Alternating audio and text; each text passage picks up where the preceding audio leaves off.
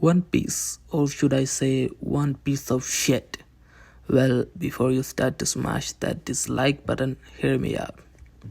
So, hey everyone, welcome to my channel, The Life of a Cinephile, and today I'm gonna give you an honest and in depth review of one of the most beloved and long fucking anime of all time, One Piece. For those who don't know me, the reason I didn't say welcome back to my channel is because this is my first fucking YouTube video. And you guys must be wondering, who the hell is this guy and where did he suddenly pop up on YouTube to give his nonsense opinion about One Piece? Well, I'm the guy who has the greatest taste in movie, series and anime than any other YouTubers out there. In my review, I'm gonna be fucking honest about everything. I don't follow hype and say good things about an awful movie or series that made a huge chunk of money, cause numbers don't mean a thing to me. For those who are new to One Piece, here's a little background. One Piece, created by Eiichiro Oda, made its debut in 1997 and has since become a juggernaut in the anime and manga community. The series follows the adventures of Monkey D. Luffy and his crew of pirates known as the Straw Hat Pirates, as they search for the legendary treasure known as the One Piece to become the Pirate King. Simple story, right? No, it's not that simple.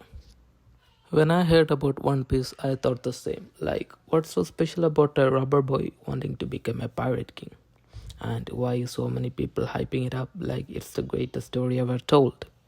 And moreover, there's a live action Netflix series coming out, and Luffy's Gear 5, which is so much hyped up, all in the same month. So I decided to finally give it a go in 2023, where I'm currently unemployed and have time to spare. And believe it or not, I finished the whole anime in exactly 1 month, which is still episode 1069. Cause I don't give a review without watching the whole thing. You know why? Cause I take my fucking job seriously. With that being said, let's jump straight into the review. First, let's talk about the heart and soul of One Piece, its story and the world building. Oda's genius lies in his ability to create a vast and intricate world filled with colorful islands, diverse cultures, and fascinating characters. The exploration of the Grand Line feels like an adventure in itself as we encountered quirky islands like Thriller Bark and breathtaking Sky Island like Skypiea. To be honest, the story doesn't get good until Water 7 arc. Yep. I wasn't impressed by Arlong Park, not impressed by Alabasta, and it's kind of a bummer that we had to sit through more than 200 episodes till it gets good. But don't get me wrong here. Like, there are some good moments in Arlong Park, Trong Island, and Alabasta. But the thing that hooked me is in Water 7.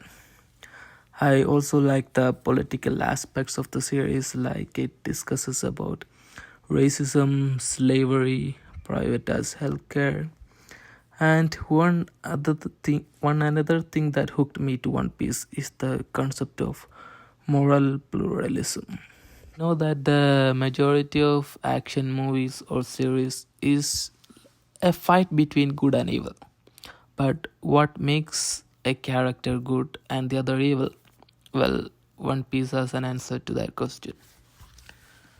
One Piece as a complex and multi-layered series embodies moral pluralism in its storytelling, character development, and overarching themes. Moral pluralism refers to the coexistence and exploration of multiple moral perspectives, where characters in the series often grapple with their beliefs and values, leading to a nuanced and thought-provoking situations. One of the most striking aspects of moral pluralism in One Piece is how it manifests in the characters themselves. The diverse cast of pirates, marines, revolutionaries, and civilians each holds their own set of beliefs, ethics, and motivations. As the series progresses, these characters often find themselves in situations where their principles are challenged, leading to moral dilemmas that test their resolve. For instance, consider characters like Roronoa Zoro and Dracul Mihawk, both formidable swordsmen with drastically different moral compasses. Zoro adheres to a strict code of honor and loyalty, while Mihawk follows a more pragmatic approach. Similarly, the Marines, as an organization, is not portrayed as entirely villainous or heroic, with figures like Smoker and Fujitora grappling with their duty and personal convictions. At the center of the moral plurality in One Piece is the protagonist, Monkey D. Luffy. Luffy's strong sense of justice and unwavering determination to protect his friends is a driving force behind the story. However, his pursuit of freedom and becoming the Pirate King may conflict with societal norms and the principles of justice upheld by the Marines. Luffy's morally grey actions like attacking powerful entities or resorting to violence when necessary challenge the traditional notions of right and wrong. His interactions with adversaries like Crocodile and Enoru also demonstrate how Luffy's actions sometimes blur the lines between heroism and anti-heroism.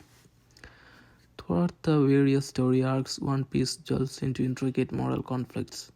In the Enies Lobby arc, the Straw Hat Pirates confront the morally ambiguous world of politics and justice, leading to the emotional "I want to live" scene with Nico Robin. The Water 7 arc presents a dilemma where the Straw Hat crew must decide whether to prioritize personal desires or stand by their friends. The Dressrosa arc introduces Doflamingo, a villain with tragic past, who justifies his actions through his twisted sense of justice. This arc challenges the traditional notions of good and evil, emphasizing the grey area that exists within the individual's motivation. One Piece exploration of moral pluralism also revolves around the themes of power, freedom, and responsibility. Characters like Blackbeard, who seek absolute freedom and power, contrast with Luffy, whose vision of freedom is about living life on one's own terms and protecting those dear to him. These contrasting beliefs reflecting the various dimensions of freedom and consequences that come with wielding power responsibly. In conclusion, moral pluralism adds depth and richness to the series, elevating it beyond a simple tale of pirates and adventure. Through its multi-faced characters, complex story arcs, and exploration of themes, the series challenges viewers to contemplate and complexities of morality, justice, and the shades of grey that exist in the choice of individuals make. Embracing the diversity of moral perspectives, One Piece continues to be a thought-provoking and timeless masterpiece in the world of anime and manga. Now, let's talk about one of the underrated arcs in One Piece, the Fishman Island. So, the Fishman Island is an underwater kingdom in One Piece series, is a location rich in political themes and symbolism. It serves as a microcosm of real-world issues and tackles various social and political aspects that resonate with our own society. And some of the political aspects explored in Fishman Island include racism and discrimination.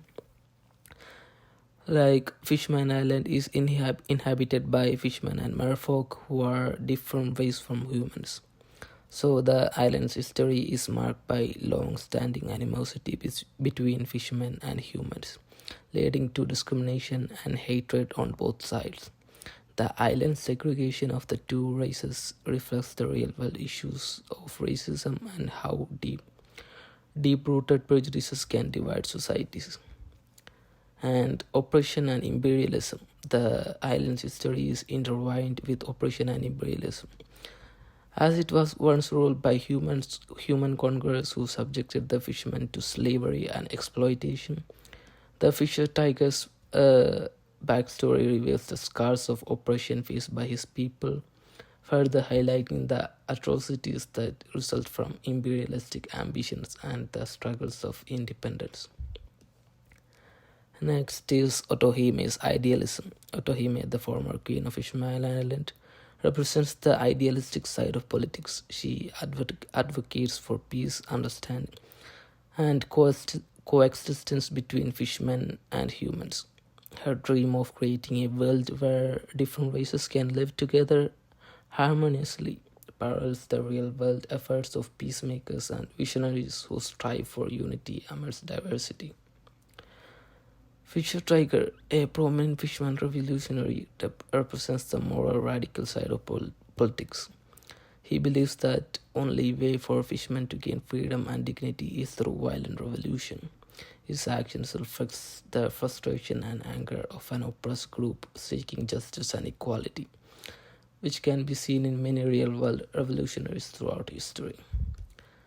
Jinbei, a fisherman and prominent member of Straw Hat Pirates, embodies diplomacy and peaceful coexistence. He strives to bridge the gap between fishermen and humans, serving a mediator between the two races. Jinbei's approach represents the power of dialogue and understanding in resolving conflicts, emphasizing the importance of communication in political matters.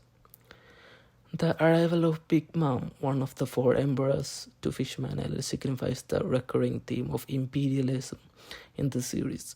Her demand for sweets as a tribute from the island highlights the exploitative nature of powerful nations imposing their will on weaker territories, similar to the concept of neo-colonism. The royal family of Fishman Island is not immune to internal power struggles and corruption. The political mechanization and manipulation by Vander Decken and Hody Jones reveal the dark and underbelly of political dynamics, where personal ambitions can jeopardize the stability of an entire kingdom. So in conclusion, Fishman Island in One Piece serves as a powerful narrative device to explore various political aspects ranging from racism and discrimination to imperialism and revolution. By mirroring real-world issues and presenting them through the lens of fantastic world, One Piece encourages viewers to reflect on the complexities of political ideologies, power dynamics, and the quest of harmony in diverse society. And now let's talk about the negative side. I mean, there is nothing with the negative side. Like, there is no perfect anime in the world. And even One Piece has its own negatives. First and the worst negative is the pacing. The pacing is just horrible, man. I can't even explain how awful the pacing is. Like, a fight scene, like the pacing issue is terrible till the Wano arc. I mean, why is it just a small fight scene is taking so long, bro? Why is that? Why are you guys just milking it out, stretching it out like forever? I know, like, you guys have a good story, I know that, but why are you stretching it out? Like, it takes away the entertainment from the anime. And the Wano arc fight scene is almost more than 100 episodes till now. More than 100 episodes just to take down Kaido. No story, no backstory. Yeah, there are some backstories here and there, but because of this pacing, we couldn't care less. Like, I like the backstories. Like, the backstories has a much better pacing, better story than the original one. Like, 10 episode of fight scene, and in the middle of the fight they put up a backstory without even any warning, and then again they continue to the fight scene. Luffy punching, Luffy kicking, Luffy says he's gonna be the pirate king for the millionth time. Just stop this bullshit, bro. Just animate like 5 chapters at least in one episode. What's so wrong with that? Why are you just stretching it out, bro? And moreover, what's up with all the horniness? Like, Everyone is horny. Sanji is horny, Brooks horny, Kiamon is horny, and even Momonosuke is horny. Why the fuck? Why are you guys making the kid horny, bro? They're animating the kid like grabbing Nami's boobs and Robin's boobs. Robin is just getting violated all the time, bro. Like by the dwarves and all. The dwarves are coming out of her boobs. Like, what is this bullshit? And about Sanji, I like Sanji, but his gimmick is just too annoying, bro. He constantly having nosebleeds while seeing ladies, and in Fishmine Island, he almost died with that nosebleed. Like, isn't that supposed to be a joke, like a running joke thing? Why are these guys taking the nosebleeds really seriously and taking that into the main plot? That is just lazy writing, bro. Another annoying thing is all the weird villains, like the guy from Alabasta, or even before he came, even before that, I don't remember. Like, he picks up his booger from his nose and flicks it, and it explodes like a bonk. What kind of a fucking stupid power is that? I mean, what is going through his mind while writing such stupid characters? And another character in Dressrosa has the mucus powers. He sticks people on the floor with his mucus. Who wants to see this kind of bullshit, bro? And the unnecessary character fight scenes are also too long. I was so annoyed in Enies Lobby. Like, Enies Lobby was one of my favorite arcs in One Piece, but the fight between Sanji and the Ramen Man, I don't know, I don't remember his name, I couldn't care less. But their fight scene also lasted like 4 or 5 episodes. I mean, that guy is pretty unnecessary and boring, bro. Why is even that stretched out? And also the guy with the power of the giraffe devil fruit. His fight between Zoro and that guy. And the, the fight scene was so fucking boring. And it was also stretched out like more than 10 episodes. And even the art style, like, everybody looks goofy. I think that's one art style and pacing is one of the reason that many people are not interested in One Piece. And let's be honest, the animation is pure garbage. I fucking hate the animation of One Piece. I fucking hate the fight scenes. Everything is boring, fucking boring. Until it gets to Wano arc. Before Wano arc, the animation was bullshit, boring, bro. But I really like the Wano arc animation, but the pacing still sucks. One of my favorite episode till now is 1062. It's a fight between Zoro and King. I mean, yeah, I think that was one of the best episodes in the whole One Piece series. Like, it was animated perfectly. It had the perfect action sequence, perfect pacing. It was just perfect, bro. I mean, One Piece should be like that. I mean, why shouldn't like every episode be like that? Sadly, more than 30% of the One Piece episode is like 2 minutes for the intro, 4 minutes for the recap, and the rest of the episode is filled with staring contest. Luffy saying he's gonna kick the bad guy's ass for the 1000th time. Luffy does a punch or a weird kick. And in the end, Luffy says that he's gonna be the Pirate King. And the preview of the next episode bullshit. More than 30% of the episode is like that, bro. It's not filler, but it feels like filler. You know what I mean? We don't want that. I really want to love One Piece, bro. But this pacing is not allowing me. But the backstories are fucking amazing. It's emotional, good pacing. It's just the best. Every character's backstory is amazing. If I have to choose favorites, I would choose backstory of Trafalgar Laws and Nico Robbins. Both are fucking awesome. And in Low's backstory about Corazon, where these two are interacting, and Corazon is showing off his powers, the power of the silence fruit. I don't know the fruit's name. Yeah, the power of silence. So it was one of my favorite scenes. Like while he's showing off his powers, I wondered like, why does this power exist? I mean, what's the use? And after the next scene, like Lo is also annoyed by that power. Like he also asks him like, what's the use? But after the next scene, Corazon does a heist to steal the operation food.